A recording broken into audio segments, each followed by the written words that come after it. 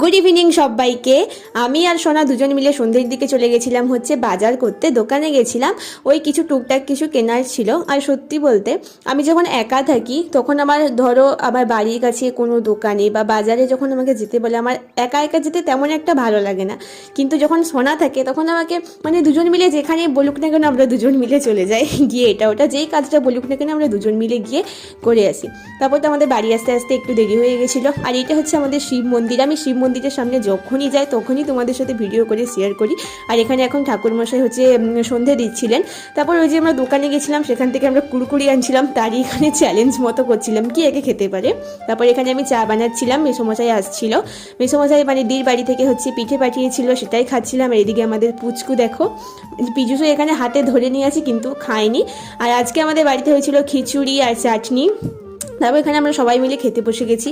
তো চলো আজকের মতো মিনি ব্লগটা এত